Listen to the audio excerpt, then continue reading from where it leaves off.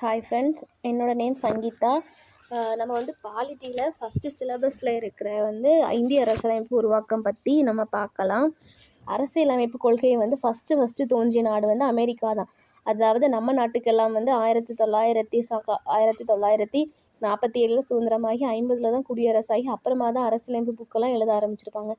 ஆனால் அமெரிக்காவில் அப்படி கிடையாது. அமெரிக்காவில் 1789 காலகட்டத்திலேயே அவங்க தனக்குன்னு அரசியலமைப்பு சுதந்திரம் வாங்கி தனக்குன்னு அரசியலமைப்பு புக்கெல்லாம் அவங்க எழுதி வச்சுக்கிட்டாங்க. அப்போ ஃபஸ்ட்டு தோன்றிய நாடு அமெரிக்கா தான். அப்புறம் இந்தியாவில் அரசியல் நிர்ணய சபை வேணும்னு சொல்லிட்டு ஃபஸ்ட்டு கோரிக்கை வச்சது யாருன்னா எம்என் ராய் அவர்கள் தான் 1934 வச்சுருப்பாங்க. இது இம்பார்ட்டன்ட் பாயிண்ட்டு, மார்க் பண்ணிக்கோங்க.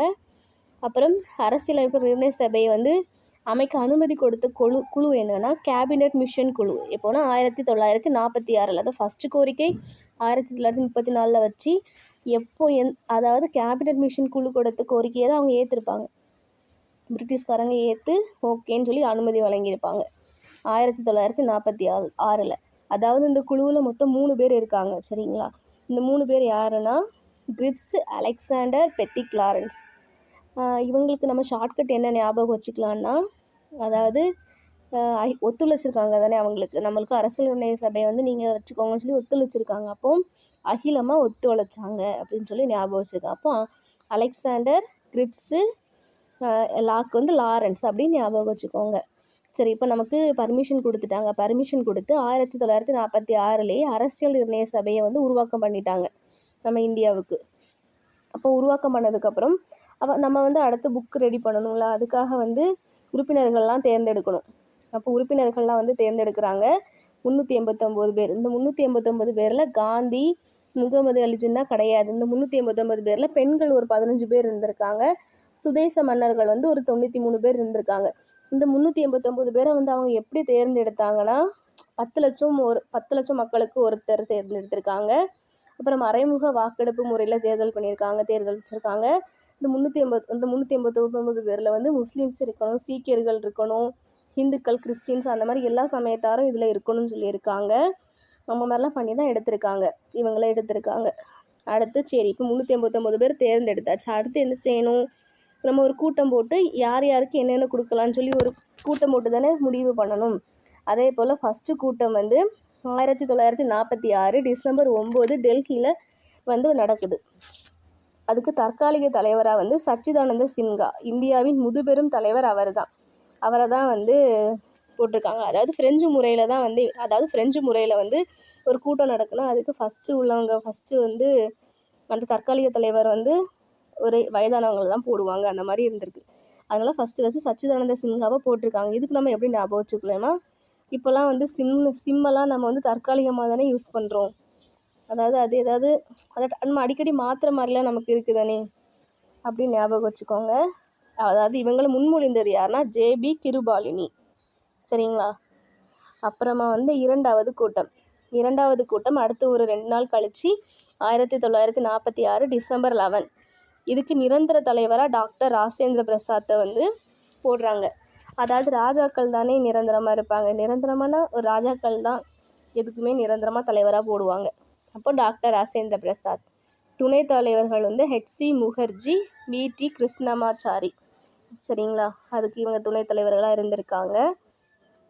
அப்புறம் இப்போ 1946 டிசம்பர் 9 இருந்து 1950 ஜனவரி 24, அதாவது குடியரசாகிறதுக்கு 2 நாள் முன்னாடி வரைக்கும் மொத்தம் 12 கூட்டம் தொகுதிகளாக நடைபெற்றிருக்கு.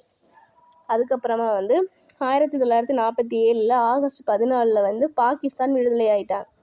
அதே போல் ஆகஸ்ட் 15 நமக்கு விடுதலை கிடச்சிருக்கும். விடுதலை கிடச்சதுக்கப்புறமா 90 பேர் பாகிஸ்தானில் உள்ளவங்க, அவங்க பாகிஸ்தானுக்கு விடுதலை கிடச்சி போனோடனே அவங்க பிரிஞ்சு போயிட்டாங்க. அப்போ பேலன்ஸ் 289 பேர் தான் இருக்கிறாங்க. அந்த 289 பேர் 2 குழுக்களாக பிரிக்கிறாங்க, சரிங்களா? ராஜாக்கள் 2 குழுக்களாக பிரிக்கிறாங்க. யார் பிரிக்கிறா? டாக்டர் ராஜேந்திர பிரசாத் தான் பிரிக்கிறாரு, சரிங்களா? இதில் 22 குழுவில் ஒரு இம்பார்ட்டண்டான குழு தான் என்னென்னா வரைவு குழு. இதை எப்போ உருவாக்குறாங்கன்னா 1947 ஆகஸ்ட் 29 இது உருவாக்கம் பண்ணுறாங்க. இதில் யாரெல்லாம் இருக்கிறாங்கன்னா கேஎம் முன்ஷி, சையது முகமது சாதுல்லா, அல்லாடி கிருஷ்ணசாமி, என் மாதவராய், என் கோபால்சாமி, டிடி கிருஷ்ணமாச்சாரி, அம்பேத்கர். இந்த அம்பேத்கர் தான் இந்திய அரசியலமைப்பினுடைய வரைவு குழுவினுடைய தலைவர். சரிங்களா? இந்த வரைவு குழுவுக்கு தலைவர் தான். இந்த வரைவு குழுவோட ஒர்க் என்னன்னா, இப்போ எல்லாருமே சப்மிட் பண்ணுவாங்க தானே. அதாவது புக் ரெடி பண்ணுறதுக்கு எல்லாருமே சப்மிட் பண்ணுறது வந்து இவங்க தான் கரெக்ஷன் பார்ப்பாங்க. அம்பேத்கர் தலைமையில் உள்ள இந்த 7 பேர் தான் வந்து அதை வந்து அவங்க வந்து கரெக்ஷன்ஸ் பார்ப்பாங்க. இப்போ இந்த 7 பேருக்கு ஷார்ட்கட்ஸ் என்ன பார்க்கலான்னா, அதாவது இப்போ ஒரு படம் வரைகிறோன்னு வச்சுக்கோங்களேன். அதாவது படம் வரைகிறது வந்து படத்தை வரைய முன்னாடி வந்து முகம் நல்லா இருக்கான்னு பார்ப்போம். அதை வந்து நம்ம சாதாரணமாக வரையணும். அல்லாடிக்கிட்டுலாம் வரையக்கூடாது. மாத கணக்காகவும் வரையக்கூடாது. இப்போ யாரோட படத்தை நம்ம வரைய போகிறோன்னா கிருஷ்ணரோட படத்தை தான் வரைய போகிறோம். இதை நீங்கள் கரெக்டாக நீங்கள் சேஞ்ச் பண்ணி பார்த்துக்கிட்டிங்கன்னா இந்த ஷார்ட்கட் இதுக்கு முன்னாடி வந்துடும். அப்புறம் சரி வரைவுக்குள்ளேயும் இது பண்ணியாச்சு. 1949 நவம்பர் 26 284 உறுப்பினர்கள் வந்து கையெழுத்து போட்டு புத்தகம் ஏற்றுக்கொள்ளப்பட்டது. ஆனால் மொத்தம் 299 பேரில் 284 பேர் கையெழுத்து போட்டிருப்பாங்க. கையெழுத்து போட்டு இப்போ மேக்ஸிமம் ஆஃப் மெம்பர்ஸ் வந்து கையெழுத்து போட்டதுனால இதை அவங்க ஏற்றுக்கிட்டாங்க. அதாவது எவ்வளோ திருத்தம் பண்ணியிருக்காங்கன்னா 7653 திருத்தம் முன் வச்சுருக்காங்க எல்லாருமே.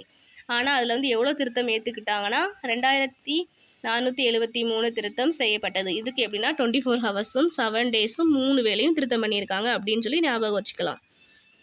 சரி, இப்போ நம்ம புக்கு ரெடி ஆகிடுச்சு, திருத்தம் பண்ணி எல்லாம் பண்ணியாச்சு. அப்புறமா கடைசி கூட்டம் வைக்கிறாங்க. 1950 ஜனவரி 24 கடைசி கூட்டம் வைக்கிறாங்க. அதில் வந்து குடியரசுத் தலைவராக வந்து அந்த நிரந்தர தலைவராக தேர்ந்தெடுத்தாங்களே டாக்டர் ராஜேந்திர பிரசாத்தை, அவரை வந்து போடுறாங்க. இந்த கூட்டத்தில் வந்து தேசிய கீதம் தேசிய பாடலாம் தேர்வு பண்ணுறாங்க. ஏன்னா 26ஆம் தேதி நம்ம குடியரசு, அதுக்கு நம்ம கொடியெல்லாம் ஏற்றணும்ல, அதுக்கு எல்லாம் ரெடி பண்ணணும். அதனால் அதுக்கு 2 நாள் முன்னாடி எல்லாம் தேர்வு பண்ணிட்டாங்க. அப்போது நவம்பர் 26 வந்து அரசியலமைப்பு தினமாக கொண்டாடுறோம். ஏன்னா அதான் 1949 நவம்பர் 26 தான் வந்து புக்கை வெளியிட்டாங்க. அதனால் அப்புறம் 1950 ஜனவரி 26 வந்து குடியரசு தினமாக அறிவிச்சிட்டாங்க. சரிங்களா? அப்போ ஜனவரி 26 வந்து 8 அட்டவணை 22 பகுதிகள் 395 விதிகள் இருந்திருக்கு. ஆனால் தற்போது நம்மக்கிட்ட எவ்வளோ இருக்குன்னா 12 அட்டவணை 25 பகுதிகள் 448 விதிகள் இருக்குது. இப்போ நம்ம புக்கு வந்து செலவு எவ்வளோன்னா மொத்தம் செலவு 64 லட்ச ரூபாய் செலவு பண்ணியிருக்காங்க. பேஜஸ் வந்து அந்த புக்கோட பேஜஸ் வந்து 251 பேஜஸ். சட்ட பரிசீலனை 60 நாடுகள், அதாவது 60 நாடுகளில் உள்ள புக்ஸ் எல்லாம் அவங்க வந்து ரெஃபர் பண்ணி தான் நம்மளோட புக்கை அவங்க வடிவமைச்சிருக்காங்க. கூட்டங்கள் மொத்தம் 12 தொகுதிகளாக வந்து கூட்டம் நடந்துச்சு. காலம் வந்து 2 years 11 months 18 days. அரசியலமைப்பினுடைய சின்னம் என்னன்னா யானை. அதாவது புத்தகத்தை வந்து கைப்பட எழுதியவர் யாருன்னா பிரேம் பெஹாரி நாராயண் ரைஜடா. இத்தாலி வடிவத்தில் எழுதி கொடுத்துருப்பார். இவர் தான் எழுதி கொடுத்தாரு. இப்போ அம்பேத்கரை வந்து இந்திய அரசியலமைப்பினுடைய தந்தை அல்லது சிற்பி அப்படின்னு சொல்லுவோம். அப்புறம் BN ராவ், அவர் தான் வந்து அரசியலமைப்பு சட்ட ஆலோசகர்னு சொல்லுவாங்க. அரசியலமைப்பு புத்தகம் வந்து இப்போ எங்கே இருக்குன்னா டெல்லியில் உள்ள பாராளுமன்றத்தில் ஹீலியம் வாயு பிழையில் இப்போ நம்மளை வச்சு பாதுகாக்கிறாங்க. சரிங்களா? இப்போது அடுத்து வந்து நம்ம அரசியலமைப்பு புத்தகத்தினுடைய சிறப்பு கூறுகள் பார்க்கலாம். இதில் வந்து இது வந்து அந்த புக்கு வந்து என்ன எப்படின்னா அரசியலமைப்பு புத்தகத்தோட சிறப்பு கூறுகள் வந்து உலகில் இதுவரைக்கும் எழுதப்பட்ட புத்தகத்திலே நம்மளோட புக்கு தான் வந்து நீளமானது. சரிங்களா? நெகிழும் நெகிழாத்தன்மை கொண்டது. கூட்டாட்சி முறையை வந்து நமக்கு கொடுக்குறாங்க. அதாவது நமக்கு மத்திய அரசு மாநில அரசு 2 பேருமே சேர்ந்து தானே நம்மளை ஆட்சி பண்ணுறாங்க. அதான் கூட்டாட்சி முறை. அப்புறம் சுதந்திரமான நீதித்துறை. நம்ம வந்து நமக்கு ஏதாவது ஒரு பிரச்சனை வந்துச்சிட்டாலும் எந்த பிரச்சனை நம்ம உயர் நீதிமன்றம் உச்ச நீதிமன்றமும் போயிட்டு நம்ம நியாயத்தை சொல்லி நம்ம திருப்பி அதுக்கான இதை நம்ம வாங்கிக்கலாம். அப்படி தானே? அதனால சுதந்திரமான நீதித்துறை. வாக்குரிமை வழங்குது. 18 வயசுக்கு மேலே உள்ளவங்க தான் நம்ம தானே ஓட்டு போட்டு குடியரசுத் தலைவர் CM அவங்களெல்லாம் நம்ம தேர்ந்தெடுக்கிறோம். அதை ஞாபகம் வச்சுக்கோங்க. அப்புறம் இந்தியாவை சமய சார்பற்ற நாடாக்குகிறது. நம்ம இந்தியாவுக்குள்ளே யார் வேணால் என்ன சமயம் வேணால் ஃபாலோ பண்ணலாம். அதே போல் ஒற்றை குடியுரிமையை வழங்குகிறது. இப்போ ஒற்றை குடியுரிமை. சரிங்களா? இப்போ ஒற்றை குடியுரிமைனா என்னதுன்னா நம்ம இந்தியாவுக்குள்ளே வந்து நம்ம வந்து எங்கே வேணால் இருந்துக்கலாம். அதாவது நம்ம இப்போ தமிழ்நாட்டில் இருக்கலாம், நமக்கு ஒரு வேலை கிடச்சா நம்ம பெங்களூர் போகலாம். அந்த மாதிரி எந்த ஊருக்கு வேணால் நம்ம போய்க்கலாம். இதே இது இரட்டை குடியுரிமை இருந்துச்சுன்னு வைங்கன்னா நம்ம எங்கே வாங்கியிருக்கோமோ அந்த இடத்துல மட்டும்தான் இருக்கும். இப்போ இரட்டை குடியுரிமையெல்லாம் வந்து அமெரிக்கா ஃபாலோ பண்ணுறாங்க. ஆனால் நம்ம ஒற்றை குடியுரிமை நம்ம இந்தியா ஃபுல்லாக எங்கே வேணால் இருந்துக்கலாம். சரிங்களா? இதான் இதுதான் இந்திய அரசியலமைப்பு உருவாக்கம். நான் உங்களுக்கு இம்பார்ட்டன்ட் பாயிண்ட்ஸ் எல்லாமே கொடுத்துருக்கேன். நீங்கள் வந்து ஒரு டைம் வந்து இதை பார்த்து படிச்சுட்டு ஒரு டைம் புக்கையும் நீங்கள் ரீட் பண்ணிக்கோங்க ஃப்ரெண்ட்ஸ். தேங்க்ஸ்.